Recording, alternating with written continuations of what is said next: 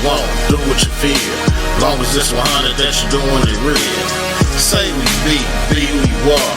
Them haters gon' hate and it's all regardless. Positive or negative, enemy or friend or foe or relative. So say what you want, do what you feel. Long as it's 100 that you're doing it real. Say what you want, do what you feel. Long as it's 100 that you're doing it real. Say we be who you are. Them haters gon' hate and it's all regardless. Positive or negative, enemy or friend or foe or relative. So say what you want, do what you feel. Long as it's 100 that you're doing it real. Say what you want, do what you feel. Long as it's 100 that you're doing it real. Say we be who you are. Them haters gon' hate and it's all regardless. Positive or negative, enemy or friend or foe or relative. So say what you want, do what you feel. Long as it's 100 that you're doing it real. Yo, welcome family to episode 15 of the Big Money No Problem Talk podcast show where we get straight into the point. I'm Chuck, aka Big Will, with my brother from another AG, aka Mr. Ileana Jones. Yo, what up? Already. We want to let y'all know, man, that Big Money No Problem Talk podcast show is sponsored by Mill Hub Media, Profound Entertainment, where they have a selection of new artists and gamers such as Reese Bones, whose new album, The Gemini, is streaming everywhere right now, so go check that out. Also, remember to check out the Big Money No Problem Talk podcast show over those internet airwaves. You will be able to check us out streaming live every Thursday starting at 7 p.m. on One United radio station, which you all will be able to stream at either oneunitedradio.com or you can download the app at One United Radio. So make sure y'all continue to tune into that, man. You will also be able to check us out, which already started August 1st and every other Saturday from 5 to 6. So we already had a show. Now we on our other show, dropping tonight every other Saturday from 5 to 6 on the number one base internet radio station. That's 5 p.m. to 6 p.m. Central Standard Time. So it's the number one base internet radio station out of Houston, Texas, which is 92 KELZ radio station, which can also be streamed live at 92kelz.com, or you can download the 92 KELZ app to tune in. So definitely check us out. So as we say, man, continue to support the Big Money No Problems ENT family and be on the lookout for more moves to be made to further this platform and to continue to give our listeners what they want to hear. So stay tuned in. So as we saying, man, what tonight is about, man, welcome again to the Big Money No Problem Talk podcast show, Shaking My Head edition. Another one, and another one, and another one, and another one. So as we say, man, going.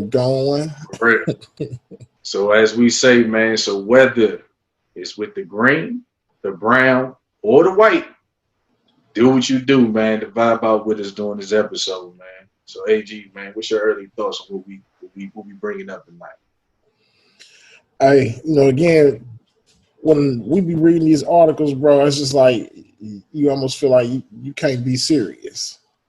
You know what I'm saying? It's the way in which things happen, the form and shape and fashion of it. You know what I mean? You can't do nothing but shake your head at it. You know what I'm saying? You be like, really, what the fuck? All facts. You know what I'm saying? all facts, for man. real. So that's crazy. So as we say, man, let's get straight to the point. First one, man. I'm gonna go ahead and talk about the first one, man. Shaking my head moment, peoples. Now this is I'm about to say the wrong words and everything. This is a situation, man, with a female named Amber Guyger. Now, if I don't remember this situation, she was the police officer out in Dallas who was sentenced to 10 years in prison for shooting an unarmed black man in his own apartment because she thought it was her apartment. So the issue we have in the day and what we talking about today in terms of what we talking about with this shaking my head is the fact that her lawyers, and I get it, everybody file their appeals because they don't want to do the time and we get all that. But I guess apparently on the appeal that they are filing, her defense team is saying, first of all, that there was insufficient evidence to convict her of murder. And then at the same time, they're basically trying to acquit her of murder by using the excuse of saying because she thought she was in her own apartment. So because she thought she was in her own apartment, she was legally able to protect herself in an apartment that wasn't her own. Like I'm trying to figure that out, AG. Let me know, man. What's your thoughts? First and foremost, how do you walk into a whole entirely different apartment and not immediately recognize it? Like, how do you confuse someone else's apartment from when you walk in that front door? You know what I mean? How do you confuse someone else's apartment with yours? I mean, like, really, I don't think that she just walked in and shot, you know what I mean? Walked in, boom. Nah, you looked around for a minute. You know what I mean? You had to notice that somebody was there. You know what I mean? So, I mean, unless they had matching furniture, do they have the same furniture? And that's what I'm saying. She was on a totally different floor of her own apartment. I mean, was she drunk? Was she, you know what I'm saying, high off her ass or what? You know what I mean? Even drunk and high, you still got two eyes. You know what I mean? When you walked in that door, how did you not recognize it? God. And the reason we talking about this, man, and it's a shaking my head moment, because granted, like I said, the young man, RIP, Botham Jean, he was only 26 years old, and they count. You know what I'm saying? And he was a, you know what I'm saying, if some of y'all don't know, I'm a noob. So he was a frat bruh. So it was like, on that situation, all he was doing, he was on the couch watching TV and eating ice cream when she walked in and shot her. So it's just confusing to me how, what's your defense for that? He on the couch. If he was on the couch, he was on the couch. Did that couch look like hers? That's what I'm saying. Did it look like was that your couch, lady? You know, straight up. It's crazy. And the official appeal is basically saying that her mistaken belief negated the culpability for murder because although she intentionally and knowingly, that's the key right there. Although she intentionally and knowingly caused Botham Jean's death, she had the right to act in deadly force in self-defense since her belief that deadly force was immediately necessary was reasonable under the circumstances. So she intentionally and knowingly killed this man. But because she assumed that she was in her apartment, it gave her the right to do that. Now it got me to thinking. The crazy thing is, even if somebody broke in my house right now, if they walked in my door and I shot them and killed them, I'm still gonna have to go to court, and they still gonna try to prove that it wasn't an act of self-defense. Facts. Because my life wasn't in imminent danger. You know what I'm saying? Facts. So how do you get how are you able to get any idea or thought of a self-defense plea or whatnot? You know what I mean? And you walked in somebody else's house, drew on them, and killed them. And that's the question I'm asking, you know what I'm saying, our audience, man, our family out here, man. That's basically saying, like you said right there, that's basically saying I could walk into somebody's house that looks like mine, commit a crime, and then if she's able to get off of this and use that argument to say, well, I thought I was in my crib, yeah. So because I thought I was in my crib, that gave me the right to commit this crime that I thought I was in. I thought I was taking my own stuff up out of here. You know what I'm saying? Like this is crazy, man. You know what I'm saying? Not at all, man. I believe it's really more to the story. You know what I'm saying? I believe that, you know what I mean, they might have been messing around or something. That's just my opinion. It's got to be something more to the story. You know what I mean? But a part of me feel like, man, just do your 10 years. You was found guilty. Do your little time. You probably gonna get off early on good behavior. And then go live your life. You only got 10 years for killing somebody. That's what I was. Come on, man. Come on, man. But this is the kicker, though. A twist in the case, though. A key witness in the murder trial was shot to death. A young man named Joshua Brown, who lived across the hall from the young man who she killed in Dallas Southside Flight Apartments. So to me, and apparently the issue in that situation was 3 people tried to rob the young man, and then they ended up killing him. Now, a key witness in the case, that must be Buddy that could probably point out that her and dude she shot was messing around. I seen her going in and out that apartment constantly. You know what I mean? Or something. But it's like, but when you look at that situation, and that still raises my eyebrows when I look at that and be like, so all of a sudden, like, it kind of makes me feel like, damn, for a police officer to live in this apartment and for stuff like this to be going on, and she white, I'm trying to figure out, damn, is the apartments that bad? Was she that struggling to where she? It almost gives like that stereotype of those neighborhoods. So I don't think that situation is as bad as they trying to portray it or make it out to be. And for some odd reason, the key witness in that murder trial to get shot to death, come on, man. That right there kind of raises my eyebrows, right? That sounds like some movie shit. That sounds like she done called some more people, hollered at some more people on the force and was like, hey, look, man, y'all got to help me with this one. You know what I mean? We only got one witness, and that's Buddy across the street. You know, we got to take him on out the game. He the only one that can pinpoint me going in and out that apartment unit prior to the shooting. Come on, man. I'm in Texas, so I remember when this happened, and apparently she even called, before she even called the official police, because she's the police. So before she even called the official police to do what they needed to do, she called somebody else to try to figure out how to get out of this shit. So it's just crazy, man. And you mad about 10 years. Come on. If you don't sit your ass down somewhere. Please, you ain't doing the whole thing. She'll get out in about 4 or 5. Right. It's all said. Right. Sit your ass down somewhere. You already got away with it. Basically, you getting away with it. You know what I'm saying? Come on. Facts. And I agree with the parents of the young man who said, all right, if y'all gonna retrial it, let's put her in for the death penalty. Facts. Oh yeah. Yeah. So if you that's the thing, like, you don't want to put, sometimes white people put themselves, they use their privilege to the point where it's like, man, come on, man, it ain't that serious. Sometimes to now you can put yourself. I can do whatever the fuck I want to do attitude. You know yeah. Come on, man. Now they reach. You're gonna take this family. You're gonna take this family through the whole torment all over again. You know what I mean? Make them relive the situation all over again of losing their loved one. It's just it's ridiculous, dude. Straight up. Crazy. I don't even really understand it.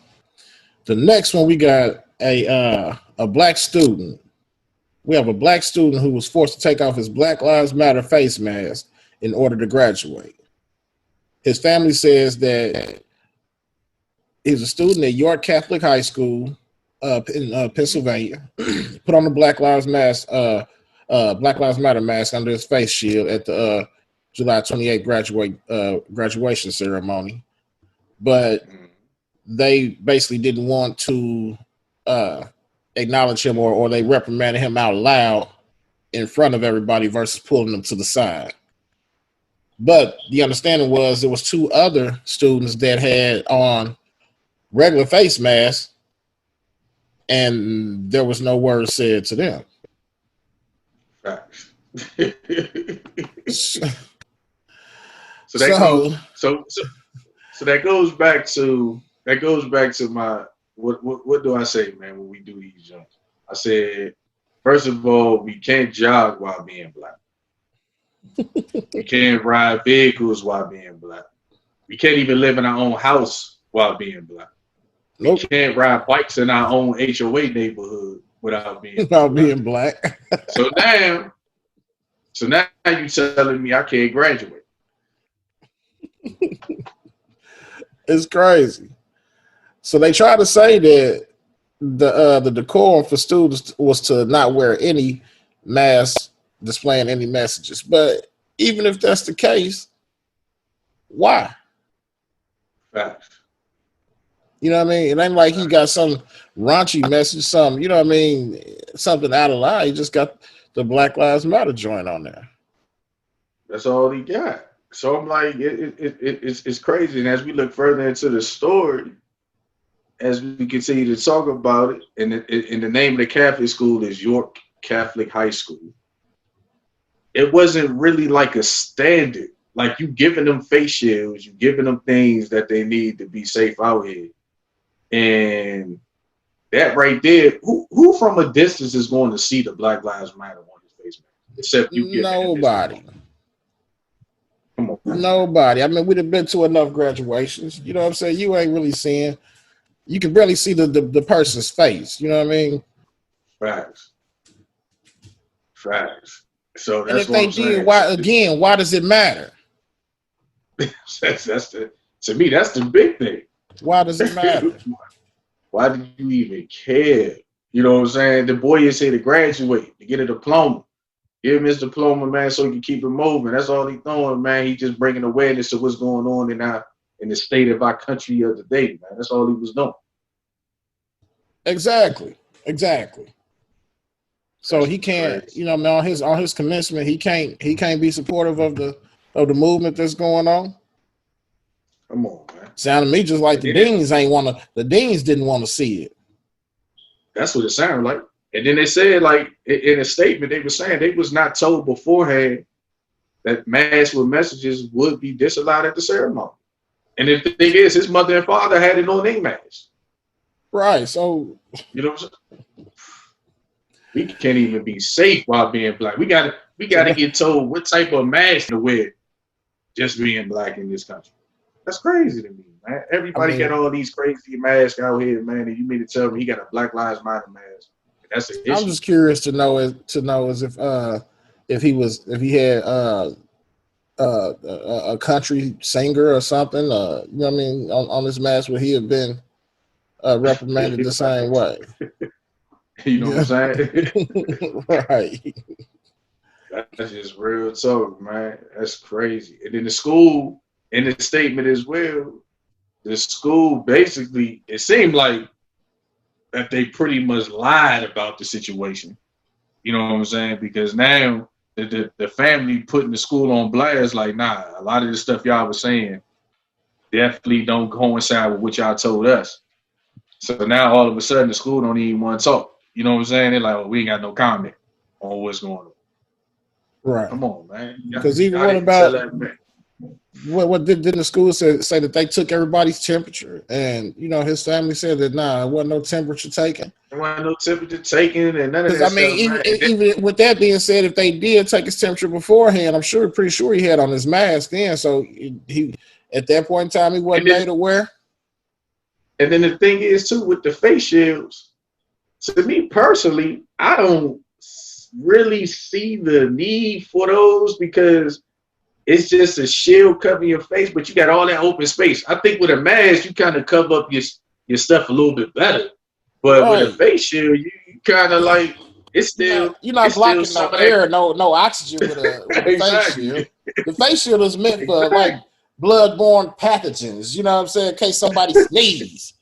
And you know what I mean? Yeah. The body fluid can't get to you. You know what I mean? So what's the... Come on, man.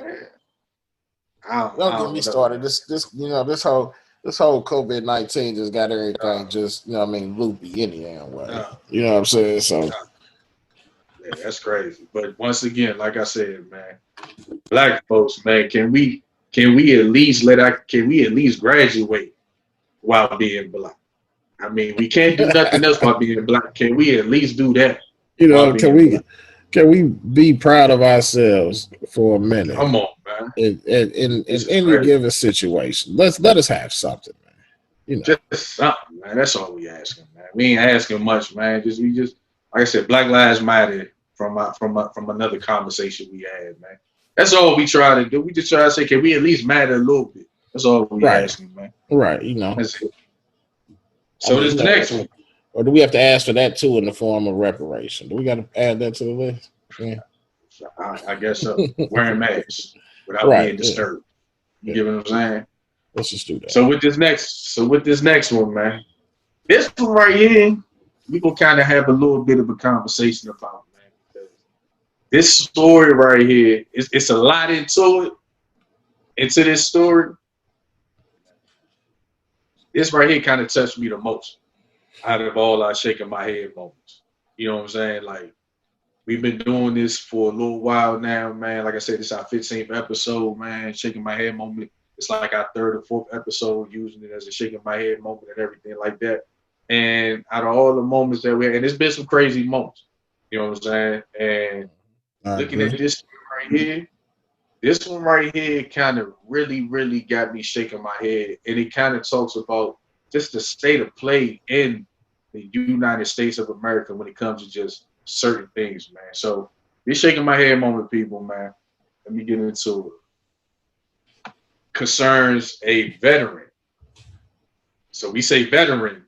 And when we say veteran, we say a veteran who's been overseas, United States Army, did his time for this country, doing what he need to be doing.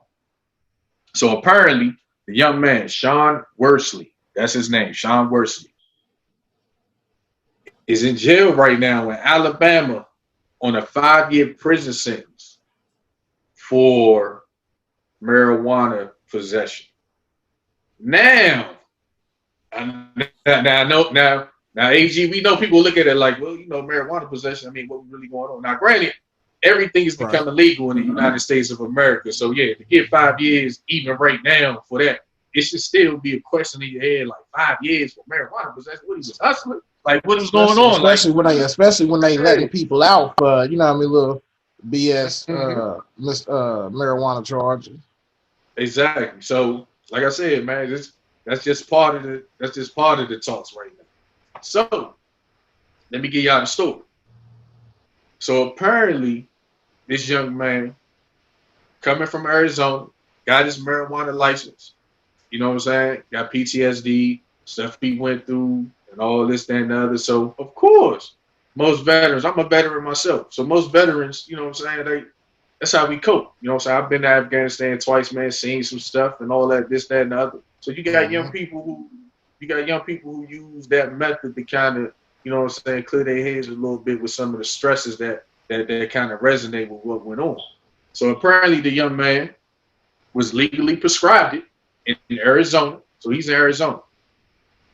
He's an Iraq war veteran. So he, you know what I'm saying, he did his little time or whatever. TBS, TBI and everything, traumatic brain injury, PTSD and all that good stuff. The calmest nightmares and all that good stuff that he got going on. So he's driving from Arizona to North Carolina to go see some family. So he makes a stop at a gas station in Alabama. Black people, I'm going to tell you right now, if you in a hick town, keep it moving. You know what I'm saying? Hope your gas can make it to the next level. Don't stop in these hick towns. You know what I'm saying? In the South. So, facts. Because the South still got them slavery laws. So he stops at the gas station, got the music going. You know what I'm saying? Most people do. You know, got your music on, chilling, doing your thing. So he out there just chilling, doing a little air guitar thing or whatever, what he was doing with the situation. So a sheriff, as I call him, you know what I'm saying? 'Cause that's what they are in a small town. They not police officers, they sheriffs. Sure. And all that stuff like that. Yeah, in these small towns. Sheriff. A little sheriff. So he comes to him like, hey, man, you mind turning your music down? So he complies. Okay, cool. I'll turn my music down. No issue. No nothing. So he turned his music down.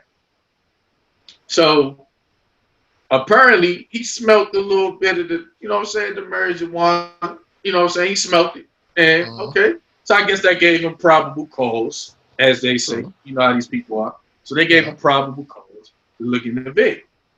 So when he looks in the vehicle, you know what I'm saying, he see a prescribed medicine bottle of marijuana, some pain pills for his back, you know what I'm saying, a 6-pack of beer, and pretty much like this standard traveling stuff. Right. So apparently the police officer decides to arrest this man. So he arrests him. And I guess in the state of Alabama, it's pretty much up to the officer's discretion because apparently the man never had any priors. And in the state of Alabama, if you ain't got no priors when it comes to marijuana, you pretty much, that's a misdemeanor. Just keep it moving. Unless it's only a felony if they deem that whatever you have is more than personal use. Deem? What? I mean, what do you mean deem though? You know? I guess it's at their discretion. The police. So, I mean, I know. Indiana, at least it was. It had anything under 30 grams was a misdemeanor. I know he ain't had no whole ounce on him. You know what I'm saying? At all. This nigga had a small bottle of what's the name. So I guess the officer deemed that small bottle a little bit more than personal. Really? So in a medicine bottle, not bagged up. No priors. Come on, man. And he a veteran. No priors, and he's a Iraq war veteran. You know what I'm saying? So he arrested. So he arrested him. So when he arrested him, basically they put him in. You know what I'm saying? They sent him to the little holding, whatever they do out there in them small towns or whatever. And he was there for about 5 days before he made bail. So he made bail. So he go back to Arizona. So after he made bail, when he go back to Arizona, you know what I'm saying? A year later, almost a year later, a bail bondsman called this individual back with a dire message. I mean, they said a dire message, like it was that serious. It said that the Pickens County, that's the county we talked about. Black folks, stay away from Pickens County in Alabama. Pickens County. It just sounds like it ain't about the right. Come on, Pickens. Come on, Pickens. man. That sounds like some cotton. Pickens. What we doing out there? You cotton pickers. You know what I'm saying? So it said, so by almost a year later, the bail bondsman called with a dire message. The Pickens County judge was revoking all bonds on all his cases. Now, almost a year later, a judge is revoking the bond on all his cases. Now, this is a black man we're talking about. And so it ain't no time. There ain't no time statute on something like that. I mean, a whole year later, you gonna revoke my bond? What are you talking? What? Confusing to me, man. So apparently, that meant he had to rush back to appear in court. You know what I'm saying? Because they was told they would be charged with failing to appear in court. Now, granted, while trying to get the money to do what he got to do to bond out, you know what I'm saying? Now he going through a financial hardship over something that a officer deemed personal, a prescription bottle he deemed more than personal. So he's going through hardship. So of course he ain't got the bread. Because apparently it says now struggling with homelessness. This is a veteran now. Wow. A trip where he was going to go see family now put him in a situation where he's struggling with homelessness. He failed to pay the $250 months later to renew his medical marijuana card. That's key right there. So what they ended up doing during this process, before we get to that point and understand why that statement is key, was they put him in a situation where they was like, you know what? It was valid at the time of the. It was valid. Yeah, it was valid at the time that he got that the police officer said something to him. So apparently, no issue. No issues at all. So apparently, what ended up happening was in this situation was after the dude came back to appear in court and all this, that, and other. So they tried to hit him with the, you know what I'm saying, the felon to appear and all this stuff, man. So he happened to drop bread himself just to even pay money to handle what he needed to pay, you know what I'm saying, for court costs and all this, that, and the other. So while he's there, they tell this man, like, hey, we need you to sign this plea. As soon as he get there with his girl, they instantly split him up and tell him, we need you to sign this plea. Basically saying that you had more than personal use of marijuana in your vehicle. In reality, he did. He had a prescription bottle legally prescribed to him in another state, and all he was doing was stopping to get gas in this state. So they forced this man. So at the time of the situation, his girl is telling him at the time, like, hey, you know what? He got these issues, this, that, he's not in the right mindset to even do this. We need a lawyer. We need this, that, and the other. So instead of doing their due diligence, they basically threatened this man and his girl is like, hey, if y'all don't sign this plea, we keeping y'all locked up down here until this, that, and the other. So him being nervous and scared, and let me stop right there right quick just to say, black people, this is what they do to us. This is why I have that conversation where I say, understand the laws. Learn the laws. Exactly. Learn what your rights are. Learn what your rights are. You know what I'm saying? And you know, a lot of them plea agreements are just, you know what I mean, full of shit anyway. You know what I'm saying? But they, like I said, they threaten you with so much. All right, if we go to trial, you can be, you know what I mean, end up serving such and such and such and such, but you go ahead and sign this plea agreement and, you know, all right, we'll throw you in there for a year. You get a year probation and blah, blah, blah, blah, blah, blah. So basically, with him doing what he was doing, so with them scanning him, my man ended up signing the Sean Worsley. He ended up signing the plea deal. So when he signed the plea deal, that put him in a state of mind. That put him in a state with his record that now he got 60 months of probation and court costs and fines for a prescribed bottle, which probably had no more than about a couple grams. Not even that. Probably about a couple grams in the bottle. For him to 60 months of probation? 60 months, dog. 3 years? 60 months of probation for that. This is in Pickens County, 36, Alabama. 48. Come on, man. No, so now, mind 3 years. That's like, damn. That's crazy. 5 years. So mind you, after he signed the plea deal, he still go back home. All right, I signed it. I'm back home. It is what it is type of mentality. Next thing you know, that's when he get another call where Pickens County demanded that he be extradited back to Alabama. So he get extradited. The judge didn't sign off on his probation being moved to another. Oh, his probation. No. Come on. So now he get back, and the judge ended up sentencing this man for 5 years in prison. So he in jail. By him not even being a resident of that state anyway, his probation should have been set up in his hometown. So I ain't even really understanding how that's working. I'm just confused on the whole situation. And then 5 years probation, dude. That's crazy. Like, really, I thought you said 60 months probation. Nah, he revoked that, dog. This dude is in when he went back because he went back to his hometown.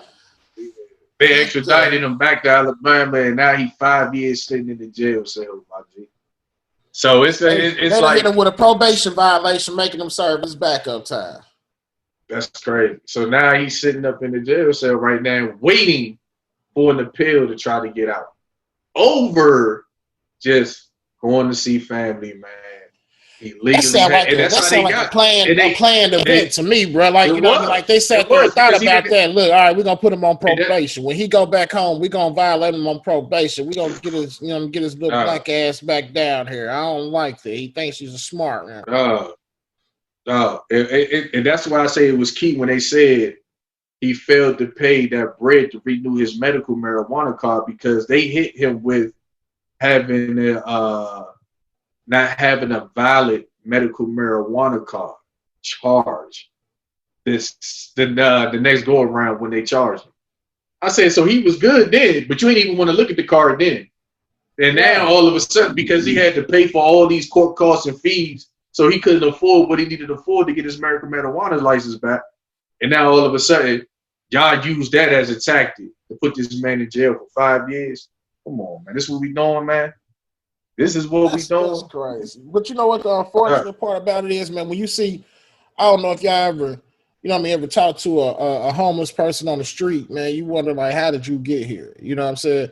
And a lot of them homeless people, they got a story to tell, and that just kind of puts me in that mind state. You know what I mean? Like for my man's, like, that's how some of the homeless people end up out in the streets and on their ass. You know, a situation as unfair as that can, you know what I mean, ruin the rest of a person's life.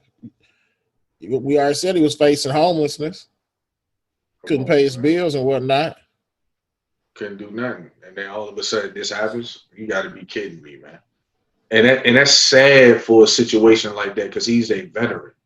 So that one kind of pisses me off a little bit, and it's sad that it went down the way it went down, man. We need to put that free Sean Worsley out there, man, because that's really truly unjust for a judge to do something like that. Like how this man long gone, man, and you still hitting him back almost a year later to face some charges, man. Like, what are we doing out here? Like, dude, I ain't gonna lie, I'd be in the sitting there like, man, okay, so what did I serve this country for? That's crazy, man. As a black man out here, man. That's what told me that right there that's that question when we asked that, what's the price for a black man's life, man? You seeing it right here, man. Like, it's just crazy to me that these dudes out here and right now, as we all of a sudden the arresting officer is not part of the department anymore. That's crazy, bro. Come on, man. It's just crazy to me that you made a choice over medical marijuana, and he wanted to show you like I'm you know what I'm saying, my bad, I didn't know, you know what I'm saying, I'm just driving through, I'm just stopping to get gas, you know what I'm saying, and you go that far to do what you need to do. That's why with this movement, when people talk about defund the police and all of this, that, and the other, I'm not saying that you got to defund the police, but we need to put some common sense measures into the police officers because we give them a lot of leeway into making life-altering decisions. You know what I'm saying? Whether it's through death or putting a man in jail, to where it's like, no, we got to start restricting some of that. We need some black and white cut laws out here and stop giving leeway to these cops to be able to make the decisions on their own. Because in a situation like that. But that's the weird thing about the legal system. Everything has a loophole. You know what I'm saying? Has a loophole. Because in a situation like that, I'm looking at this man like, why would you sit here and arrest this man for something like that? Come on, man. That's minor, dog. Weed is becoming legal all over. Like, what are we talking about? Like, that shit is becoming legal. It don't matter, boy. It ain't legal here yet. So until it's legal here, you're gonna abide by our state laws and our good governing judicial system. You know. Knowing that motherfucking cop probably took that little stuff he had and smoked that shit himself. Like, this shit crazy. This shit crazy out here, man. After he got off this ship, come on, we got some of that good medical shit, boys. Hey, facts. What they do? They got stoned. Facts. Straight shit up. Crazy, man. But yeah, we kind of wanted to, you know what I'm saying, talk about this story in depth a little bit more, man, because it's just one of those situations where I'm like, this is the society that us as black individuals got to move through. You know what I'm saying? Because if he was white, that wouldn't happen.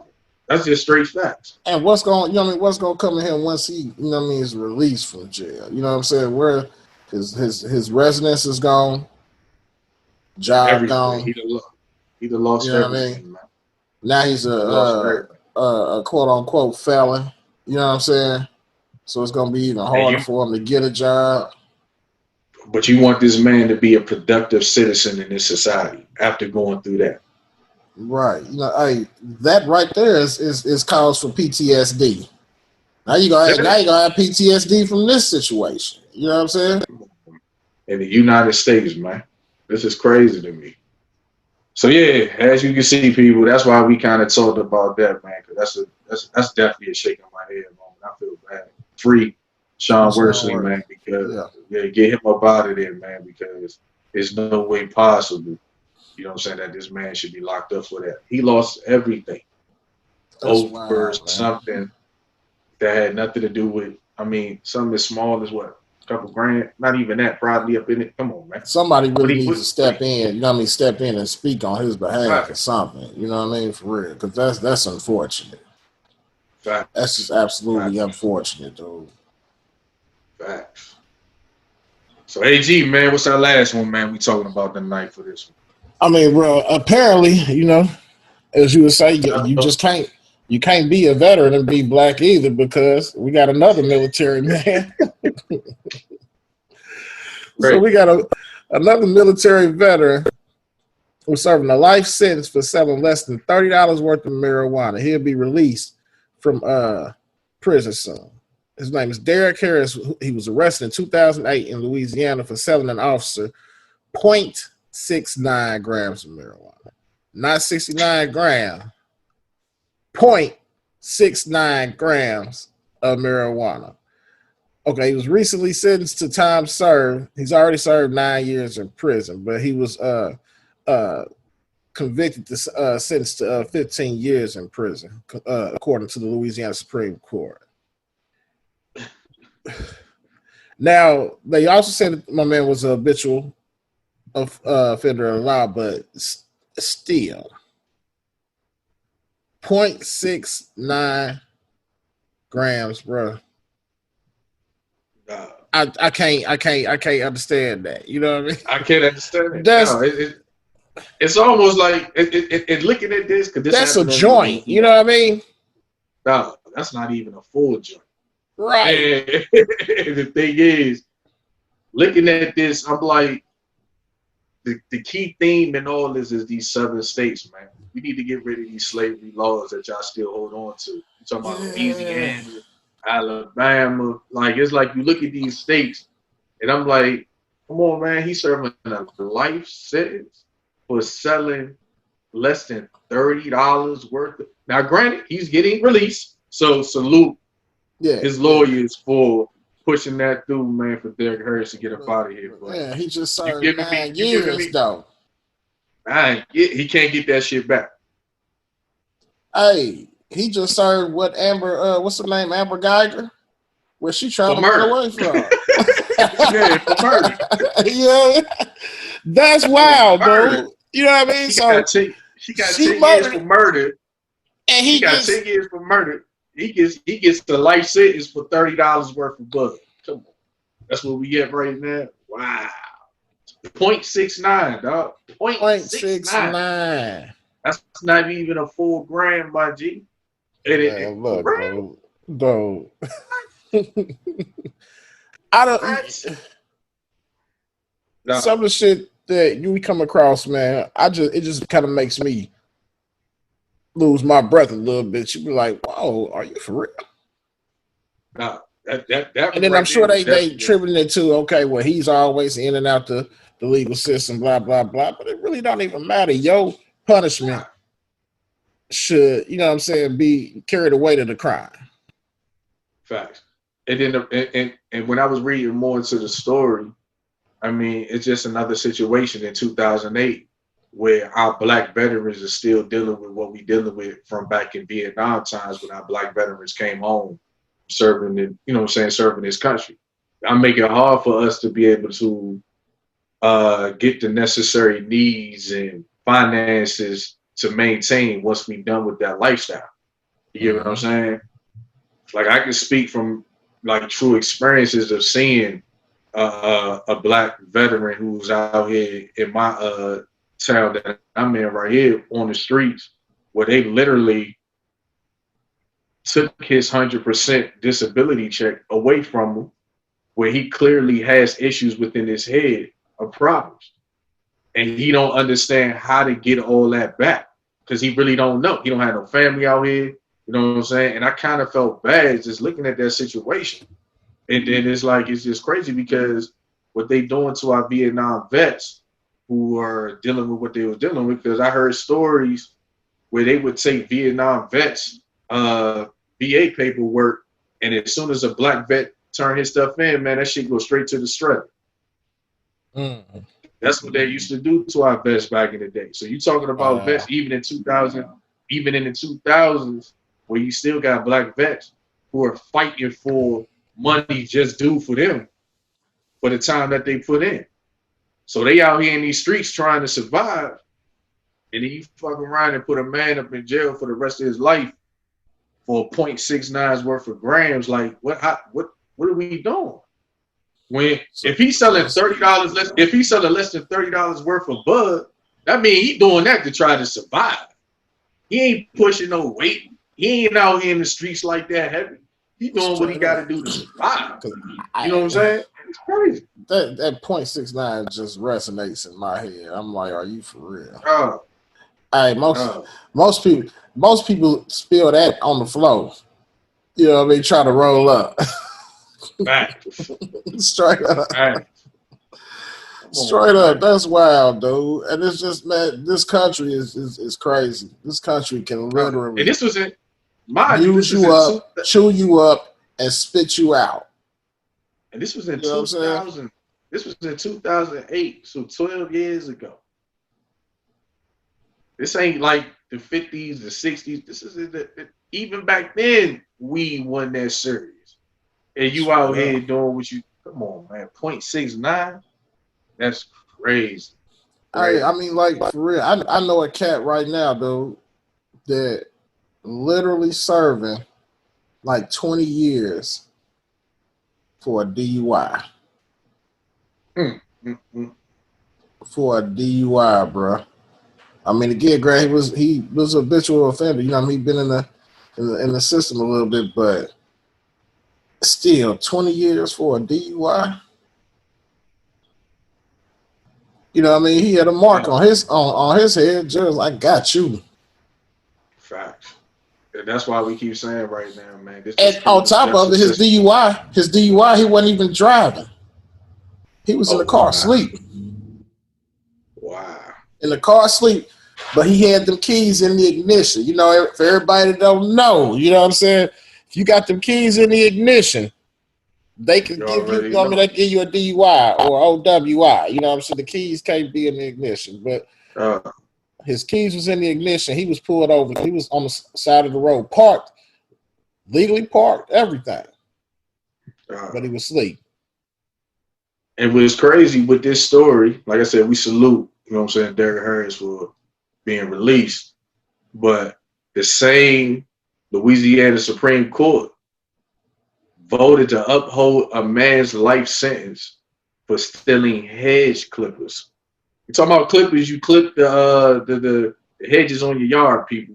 This man is doing life for stealing hedge clippers, man. You know what I'm saying? One count of attempted, it was attempted, simple burglary, and he's doing life in prison. Black man. That Fair court Wayne investigated, bro. They said his attorney called his sentence of life in prison unconstitutionally harsh and excessive. But you had 5 white male justices voted to uphold his conviction, and the one lone black female justice provided the one dissenting vote. Come on, man. Like, this system is not conducive for us. You know what I'm saying? In all honesty, bro, like, you know, while we on this whole Black Lives Matters wave, and, you know, everybody's screaming it out and seeing the commercials and all of that, which is, I'm tripping me out when I see the commercial. It's like, okay. But while we on that wave, I mean, we need to go back and kind of, the Constitution and our legal system is not built for us. You know what I'm saying? So a lot of that needs to change. Right.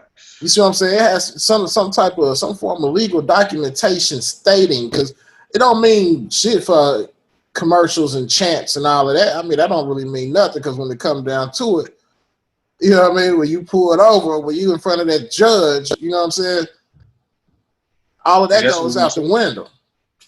But that's what we talked about. They gonna tell you, just like what was that the high school said, you know what I mean? You can't wear your Black Lives Matter in this courtroom. You can't wear your mask in this courtroom.